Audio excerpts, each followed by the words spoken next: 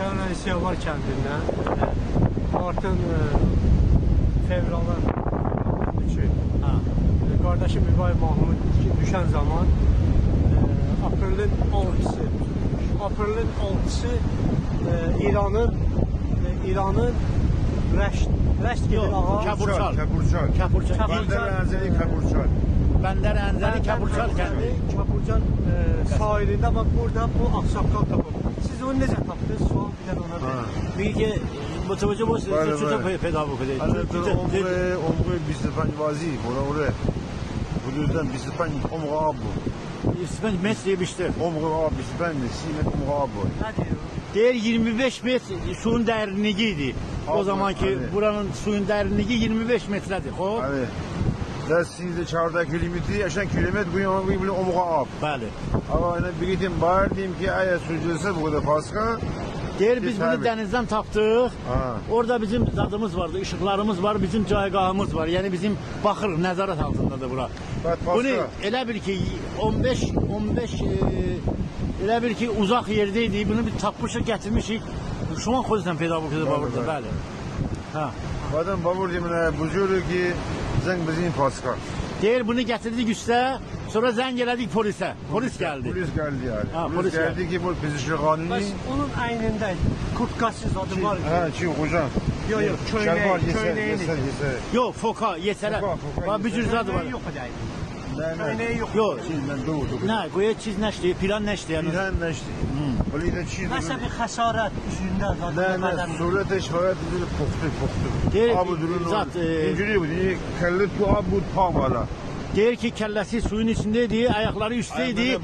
Biraz zadıydı, qaralmışdı. Abi duran bamanısın, beden salim mi neyse bu? Deyir bunun bedeni maraqlıydı ki sağ salamet. Təskişəm. Hal-hazırda mən onu tapmışam, İranda, Ənzəlidə tapmışam.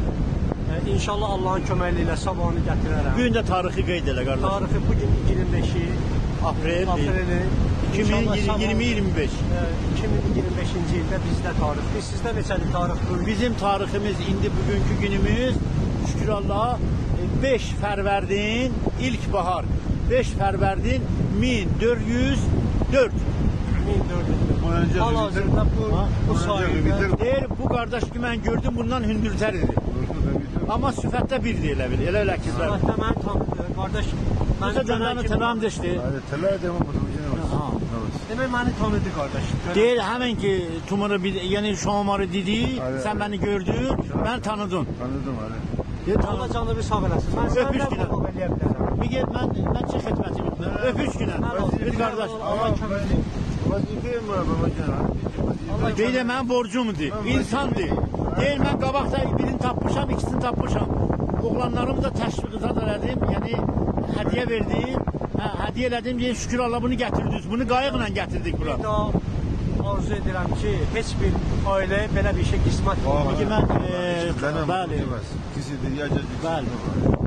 Bəli, o budurun peyda bu dedi şu an. Tamam ki abi budurun xeyli bir. O bu işin xeyli. Çıxız mesela. O abi bizə abi. Deyir 25 metr ara məsafədəydi. Biz gördük. 15 kilometre dəskayı, 15 kilometre dəska bura. Sağ ol abi. Çok sağ ol. Allah kömək etsin. Sağ olun. Ben şu da yani kelle tu ab tam Deyir kəlləsi suyun içindeydi. Dəskəşəm bəs, dəskəş. Deyir əlcəgi də var idi. Dəskəş var.